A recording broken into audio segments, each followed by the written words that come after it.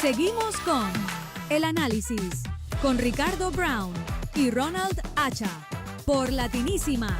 Aquí hablamos todos. Gracias una vez más por conectarse a esta conversación inteligente, a este análisis. Soy Ronald Acha y aquí el inteligente, por supuesto, es Ricardo Brown, que también es periodista. Gracias, Ronald, gracias.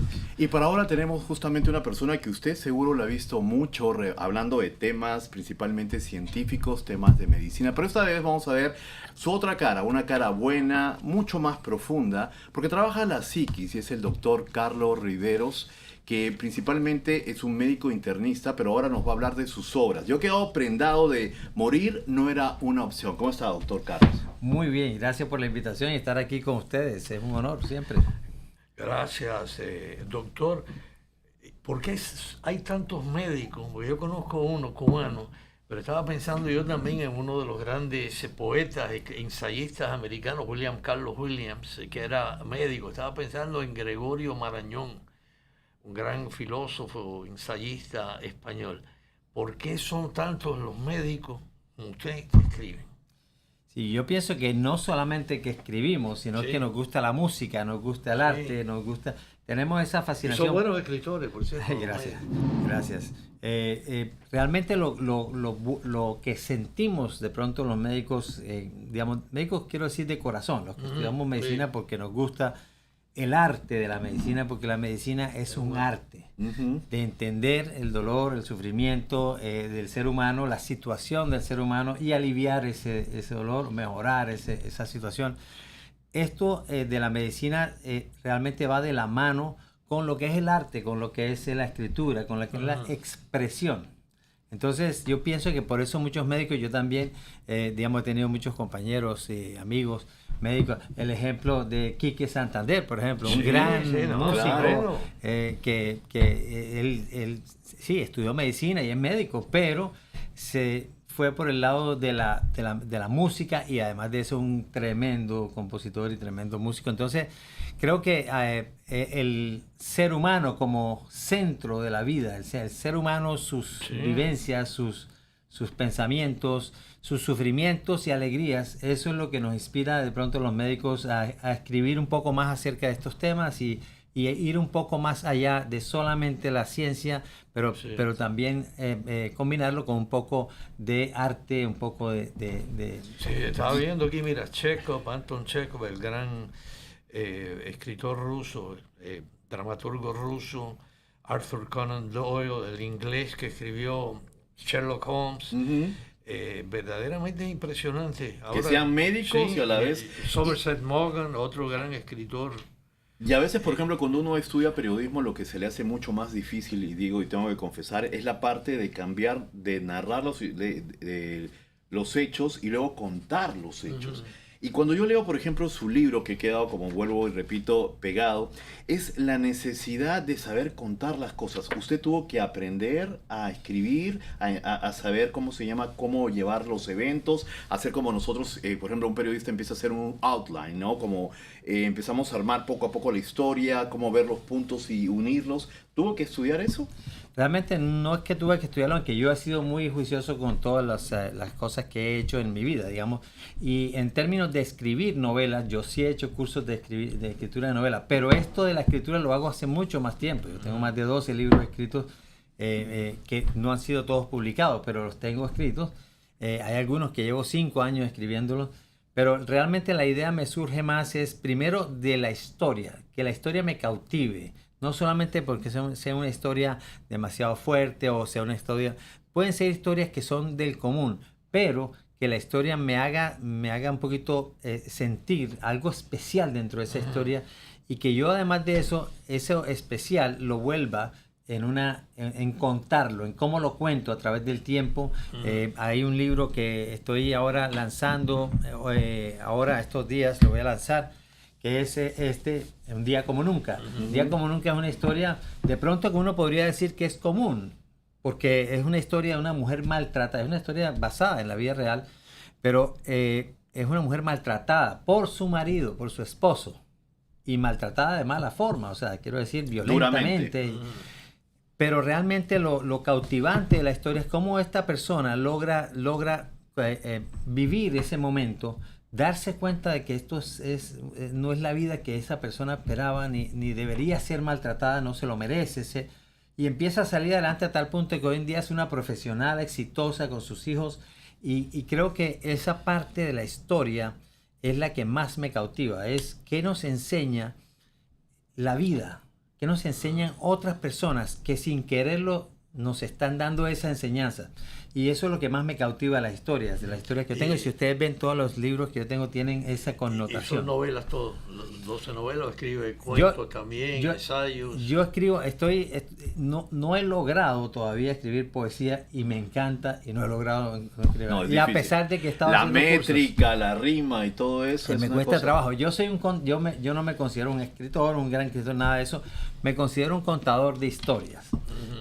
Tomar la historia que me interesa, que me cautiva, que me parece de alguna forma interesante, que me enseña algo, y así sean personas simples sus protagonistas. En muchos casos son personas simples que de otra forma de pronto no llamarían la atención.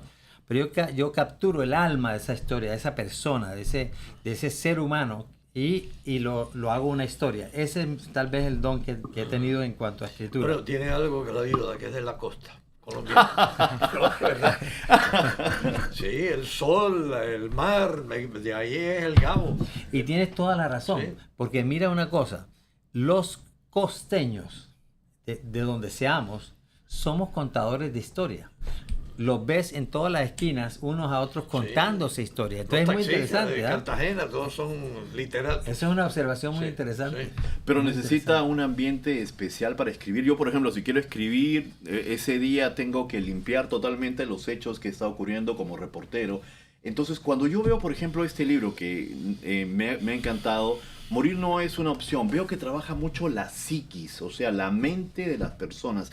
O sea, para decirles un poco, cuando uno empieza a leer un libro y luego empieza a ver si le gusta o no le gusta el libro, lo importante es que no es tanto que uno se identifique, sino que sienta que la persona que está escribiendo el libro le está hablando de una persona que está pensando. ¿Trabaja eso muy aparte? Yo soy muy cuidadoso en la forma como escribo, porque me parece que primero no puedo faltar el respeto al protagonista, así sea ficticio. Como esta novela, por ejemplo, que esto sí es una novela ficticia, Cerebro por cárcel. Esta es una novela que habla de la historia de un médico que es capaz de capturar de la mente de la persona, de los ojos, capturar información de su cerebro, y queda atrapado en la mente de uno de sus pacientes que resulta ser un asesino en serie. Y toda la trama de esa historia pues se desarrolla así. A pesar de que sea un personaje ficticio, tengo que respetarlo, tengo que utilizar digamos, eso que él está haciendo, ese personaje, sacarle el máximo provecho, la máxima enseñanza, y que las personas que lo está leyendo también tengo que respetarlo. Porque tiene que entender bien cuál es la secuencia de los hechos. No me gusta ser un escritor que confunde. No me gusta el escritor, digamos, que en medio de su literatura complicada hace que uno se pierda. Que tienen todo el mérito, porque obviamente son personas... El trabajo mucho de los sinónimos, antónimos, el trabajo elaborado, que a veces uno tiene que buscar el diccionario para saber qué dijo, ¿no? Yo no, Siento a mí que no es mucho más común. me gusta más el lenguaje para la gente que lo pueda disfrutar con un lenguaje normal, como si estuviéramos hablando de un cuento. Doctor, ¿y cuáles han sido algunas de sus influencias en la literatura? El Gabo, me imagino. Claro, Gabo, digamos, Gabriel García Márquez ha sido un escritor muy reconocido. Para mi gusto, hay algunas, por ejemplo, 100 años de soledad. Me parece un poco confuso, digamos que es una obra extremadamente literaria y me parece bonito, pero yo me pierdo un poco en esas lecturas, yo personalmente. Por eso es que mi estilo es un poco más claro, un poco más... Pero más que claro, o sea, lo que digo, y yo he tratado de llevar cursos no escribo tan bien como Ricardo, No. he tratado de llevar cursos, por ejemplo, y lo que maneja muy bien son los tiempos, o sea, lo que se llama básicamente los flashbacks. Para hablar de este libro, usted habla de una persona que es secuestrada, ¿no es cierto? Y esta persona que es secuestrada, que es real la historia, cuéntenos un poco de qué trata. Sí, este libro que se llama Morir no era una opción. Este está en inglés, pero hay la versión en español. Es basado exactamente en la vida real. Esto es uno de mis mejores amigos que fue secuestrado hace 30 años. Y el secuestro per se, que es un fenómeno horrible, digamos, es algo que cambia a la persona completamente, hizo que a pesar de que fuéramos tan amigos, nunca hablamos de ese tema después de haber sido liberado, después de él haber conseguido su liberación. ¿Qué pasa? Que para mí él ha sido una persona muy inteligente, estudió medicina conmigo, sé de sus capacidades porque era uno de los mejores del curso, una persona proba en términos de inteligencia. ¿Cuál es lo que de este libro me captura? Porque muchos años después, 30 años después, nos sentamos un día y me nombró algo acerca de su secuestro, de cuando estuvo secuestrado, y le dije, quiero que me cuentes acerca de tu secuestro, pero el día a día, lo que tú viviste ahí. Porque yo nunca quise preguntarte por respeto, porque sé que eso te dio muy duro. Y cuando él me cuenta toda la historia, todo lo que sucede, yo dije, yo tengo que escribir este libro. Y tú me lo vas a permitir. Y me dijo que sí. Y está con nombre y apellido. Está exactamente como era. Obviamente la forma como lo cuento tiene una cadencia para que sea un cuento fácil de leer, pero además de eso tenga el interés específico de los momentos y de los tiempos, como dices tú. Porque al mismo tiempo que él está secuestrado, lo que está pasando en su familia, quien está tratando de liberarlo, digamos, de ese secuestro, pero también lo que él vive y cómo hace él para manejar inteligentemente. Y una de las cosas que les voy a adelantar a las personas que están viendo ahora mismo en este libro, Morir no era una opción, para que entiendan la inteligencia del ser humano y lo que más me cautiva a mí de una historia, este tipo de detalles, que van a encontrar muchos ahí. Cuando él es secuestrado, el primer día que le dicen, usted está secuestrado por el ELN, que es una organización comunista de izquierda, entrenados en Cuba y todo lo que tiene que ver con izquierda,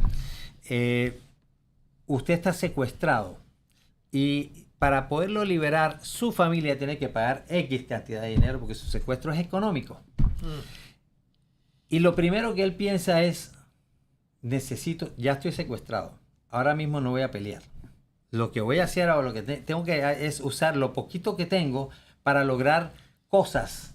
Por ejemplo, estar secuestrado en las montañas, que es lo que pasó, en las montañas del norte de Colombia, en la Sierra Nevada de Santa Marta, Serranía del Perijá. Si yo necesito una sábana porque tengo frío, ¿quién me la va a dar? El secuestrador, los secuestradores. Si tengo hambre, si tengo sed, ¿quién me lo va a dar? Los secuestradores. Dependo exclusivamente de los secuestradores. Tengo que lograr lazos de empatía para poder lograr inteligentemente llegar no solamente a eso, sino más adelante a ser yo quien pueda negociar el secuestro. Interesante todo. Entonces fue muy interesante. Por eso cae alguna gente en el síndrome de Estocolmo, ¿no? Claro, si usted lee la parte de atrás del libro, préstame el de español para Morir no era una opción. Si ustedes leen en la última parte, está todos los documentos de esa época, las cartas del ELN, etcétera, y que él logró sacar a escondidas, muy interesante. En una página aquí al final dice algo que resume lo que le estoy diciendo cuando él hasta nunca Fidel. Porque, y les voy a explicar por qué, para que ustedes entiendan lo interesante que es la mente humana durante los tiempos de crisis. Usted está secuestrado por una guerrilla de izquierda afín a los Castro y etc. Cuando él le preguntan, ¿usted está secuestrado? ¿Tiene algo que decir? Nos dice, sí, una petición que les voy a hacer porque de verdad que hay una persona que a mí me cautiva mucho, una persona que se ha preocupado por los pobres, una persona que ha sido un gran gestor de las clases menos favorecidas. Yo quiero que durante mi secuestro me llamen como Fidel. Qué irónico. Claro, pero inteligentemente eso hace que haya un cierto apego. Como una especie de identificación. Claro, con el secuestrador. Porque claro, él es un secuestrado al que le van a quitar dinero. Él es un un industrial, una persona de dinero, digamos, que está en contra supuestamente de lo que ellos están haciendo. Pero él tiene que identificarse con ellos para poderlos poner un poco en su campo de juego, para las necesidades primarias, no para lo demás, para necesidades primarias, porque los soldados, digamos así, que están alrededor de él, que lo cuidan, pues le van a decir Fidel, Fidel, Fidel. Y como a ellos les pasan haciendo la propaganda de Fidel Castro, de lo otro, bueno, entonces él va a ser identificado de esa forma. Y eso lo llevó a tener mucha favorabilidad estando secuestrado. Inteligentemente. ¿Y esta persona quedó traumatizada después de eso? De hecho, y en el libro pues lo dice, mucho tiempo él estuvo sintiendo que lo seguían, sintiendo que digamos que tenía, que lo estaban volviendo a buscar mientras dormía. Y por eso mucho tiempo yo nunca hablé con él del secuestro como tal. Yo tengo una curiosidad, doctor. Uno de los mejores libros que yo he leído en toda mi vida, lo compré precisamente en Colombia. El título es Alquimia de escritor. Y entonces hay muchos escritores que tienen ciertos ritos, que nada más que pueden escribir en cierto momento del día. Por ejemplo, dicen que Hemingway escribía de pie. No se sentaba. ¿Usted tiene alguna alquimia especial? ¿Algún rito? No específico, pero me gusta mucho, por ejemplo, cuando yo puedo escribir porque en cualquier momento. Escribir. Sí, sobre todo escribir novelas requiere una disciplina férrea, un trabajo duro. No, y un trabajo de orden, organización, porque uno empieza a confundir los personajes. Claro, yo tengo cierta, lo que voy haciendo es hago una lista de personajes. Y realmente eso es lo que más me guía a mí, porque yo me acuerdo de todas las situaciones. Esta novela, por ejemplo, del Cerebro por Cárcel, es una novela compleja, con muchos personajes. Entonces, el tener los personajes con una descripción, por ejemplo, María, la hermana de este que le quitó un dulce, por decir algo. ¿Y escribe a mano o escribe? Eso en la primera página. No, yo escribo en el computador. Sí, en el computador. Y digamos que para mí el organizar mis personajes me organiza automáticamente toda la trama. Entonces yo hago, lo primero que hago es ir poniendo los primeros personajes que aparecen en escena, y a medida que van apareciendo los voy adicionando en las primeras páginas, y así yo voy volviendo a verlos y puede que cambie un poco lo que hace el personaje, pero siempre lo noto ahí. Para mí, yo de alguna forma tengo una capacidad, yo pienso que eso es intrínseco, es una cosa que como todo el mundo tiene sus cosas de capacidad de poder cerrar y abrir otro. O sea, tal vez porque yo paso de un paciente a otro y apenas salgo de un paciente ya casi que se cierra ese capítulo y entra el nuevo capítulo. No le diga, porque hay pacientes que se sienten mal cuando dicen, no, ya el doctor ni se acuerda de mí, o de gente que le llama después. No, porque yo veo muchos pacientes durante el día, entonces yo no puedo estar, o sea, tengo que enfocarme específicamente en el nuevo paciente. Entonces yo tengo esa capacidad para cerrar y abrir. Y creo que eso me ayuda mucho a decir, si me quedo un rato solo en mi oficina, por ejemplo, abro mi computador en el libro y se me ocurre algo y me dedico al menos una hora sin que nada me perturbe mi mente ni pensar en otra cosa. Me enfoco mucho en lo que estoy haciendo en ese momento. Pero cuando más me gusta es cuando estoy en mi casa, sábado, me levanto a las 7 de la mañana, hago mi café, me siento al frente del patio, y ahí en ese momento es como una lluvia de ideas. Entonces, ¿Y cómo le llegan las ideas? ¿Así repentinamente, manejando por el Palmetto? No, por el Palmetto me llegan las ideas, pero de la boca para afuera. O se levanta. Es fascinante la manera es un rito, como dices tú, a veces. De noche de pronto le llega un sueño. Sí, a veces me pasa, por ejemplo, que oigo a alguien hablar de algún tema de los que yo he estado escribiendo, en los que he estado trabajando. Por ejemplo, me pasó con este libro de Cerebro por Cárcel, que mi libro estaba armado de una forma diferente. Y es una novela compleja, con muchos personajes, y resulta que no podía terminar el libro porque no encontraba el final, yo sabía el final, pero no sabía cómo llegar a él. Más aún cuando se trata de fantasía. Claro, porque es más complejo todavía. Todos los personajes son imaginarios y todas sus relaciones son imaginarias. Yo tengo que entender a cada personaje desde su nacimiento y cómo fue su vida, aunque no aparezca en el libro. Pero yo necesito entender a cada personaje. Pues un día mi hijo, él es ingeniero eléctrico, él vive en Kentucky, trabaja con con esta compañía de ingeniería eléctrica. Y él llegó de vacaciones un día a la casa. Y entonces cuando me dijo, ¿qué estás escribiendo? Yo le dije, estoy escribiendo un libro de un médico que puede leer la mente de los pacientes, pero queda atrapado en la mente de un psicópata. Y entonces, cuando él oye el cuento, me dijo, entonces seguramente pasa esto, y no lo voy a decir porque... Claro, para que la gente lo lea, ¿no? Y se me ocurrió entonces de ahí la idea. Cambió del completamente el cómo llegar al final de la historia. Cambió completamente. Y fue un momento, yo llevaba 2 años haciendo el libro. Y hablando justamente de lo que mucha gente a veces no le gusta hablar respecto a la psiquis, a los problemas mentales, y usted como médico me dio un poco el salto. Durante todo este tiempo hemos visto que hay personajes tanto en televisión, tanto en la calle, que tenemos ahora muy notorio el hecho de que la gente sea bipolar. ¿Existe mucho el bipolarismo? O sea, ¿es algo muy frecuente ahora? ¿O que recién siempre ha existido y la gente recién ahora lo han sido diagnosticados? Claro, digamos, hay muchas enfermedades, no solamente desde el punto de vista psiquiátrico, en que han existido por mucho tiempo y las personas nunca han tenido el diagnóstico. Recientemente un amigo me dijo, quiero que veas a mi padre, pues no sé qué le pasa, está en una cama, no quiere levantarse, yo creo que está deprimido.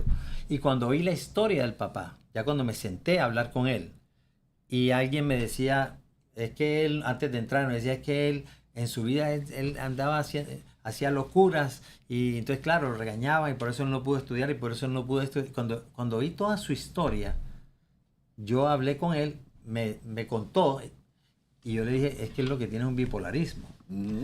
Nunca diagnosticado. Cuando empezó el tratamiento, el señor me dijo, doctor, yo nunca me había sentido tan bien. O sea, yo nunca me había sentido tan tranquilo de la vida. Tan comprendido. Sí, porque nunca había tenido un diagnóstico. Y muchas veces pasa eso. Y eso pasa con muchas enfermedades. Lo que pasa es que hoy día la gente habla más. Los medios, esto que estamos haciendo, por ejemplo, que esa labor tan importante que ustedes hacen como periodistas de difundir temas, ahora la gente se entera mejor y puede a veces llegar a un diagnóstico que no había sido hecho. A veces peor, a veces se enteran peor. A veces no hay hecho reír toda la... Yo creo que están muy buenos los libros y los temas. A mí me parece que esto sería una buena película. Esta, Morir en el Intento, ya vamos a repetir un poco para que lo busquen. Morir no era una opción, es el de la persona que fue secuestrada, cerebro por cárcel. Ese es el médico que es secuestrado por Y este lo logré empezar, me tocó mucho, un día como nunca, porque por ejemplo, normalmente aquí en el sur de la Florida me ha tocado llevar muchos casos de mujeres maltratadas, y en la psiquis de la mujer, ella, y no sé si me equivoco, tenía una esperanza de que realmente ella era como culpable. Sentí eso, y me tocó tan fuerte, porque a veces he hablado con mujeres y me manifiestan, de repente yo no fui lo suficientemente comprensiva con mi esposo y por eso me maltrató. No, señora, no fue así, pero fue algo así que me... Claro, y esta historia a mí también me impresionó, no por el maltrato en sí, el maltrato es algo que se ve de muchas facetas, pero es por la persona maltratada, es una persona también enferma de por sí. Y yo personalmente tengo 2 hijas mujeres, y yo recuerdo cuando estaba haciendo este libro que yo les decía, hoy día se ríen de mí y me lo dicen y hacen chistes con esto, que yo les decía, si un hombre cuando son novios les levanta la mano una vez, sale inmediatamente de su vida. O la voz. Ese es mi consejo. Sí. Le levanta la voz, es celoso, enfermo, sale inmediatamente de su vida. Esos eran consejos que yo le daba a mis hijas. Y entonces, porque me gusta que sean empoderadas, que tengan esa sensación de que es que nadie tiene por qué hacerlo, si en su casa no lo han visto nunca. Y no es que sea feminismo, es una simplemente cuestión de respeto. No, es que igual que si una mujer lo hace con un hombre también, ¿no? Pero en este caso, pues estamos hablando de lo que el hombre le puede hacer en cuanto a maltrato a una mujer, porque es el caso específico. Entonces, esa parte para mí también fue un poquito impresionante. Y la mujer en general, que es maltratada en un inicio, porque esto va ocurriendo poco a poco. Sí, es algo que va increciendo, sí. Y la mujer se va dejando también. Es como un espacio que va dejando libre a que el hombre siga haciendo, o la persona abusadora siga haciendo el maltrato cada vez mayor. Entonces hay un momento que la mujer empieza a perder el sentido de lo que es normal. Pero cuando lo escribe un hombre, en su caso, se ve más directo y sincero. Una mujer a veces lo adorna. En su caso lo veo más sincero, que dices, o sea, no eres la culpable, eres parte de una persona enferma. Total. Y ahí es donde, digamos, cuando ella empieza a darse cuenta de que no es culpable, que pudo haber sido muy tarde, y si lo terminas de leer, pues vas a ver que por qué te digo esto.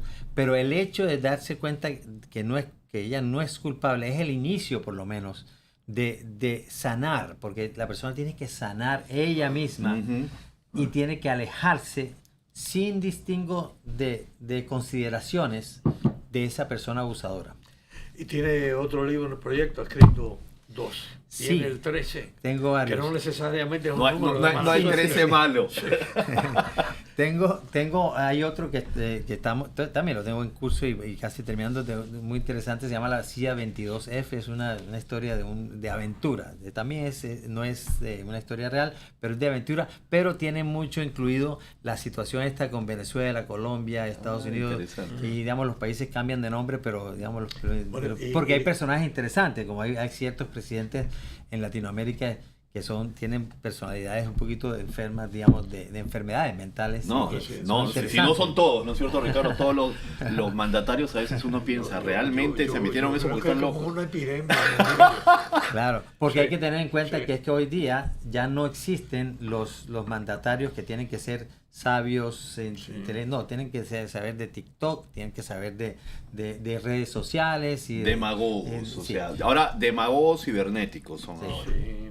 Se nos a todos. Se acabaron los estadistas. Sí. Sí. Se acabaron los que pensaban Porque en el imagínese futuro. usted, una persona que tiene una buena profesión, le va bien, es inteligente, ¿por qué se va a meter en política? ¿Cuál es el sentido de meterse en política? ¿Quiénes se meten en política? De pronto el que no tiene esa... Hay que tener un ego descomunal, mandar. Sí. Sí. No, es que me ría porque yo Ricardo ni mando es en mi casa, tan certero. Ni en de mi verdad. casa mando figuras de...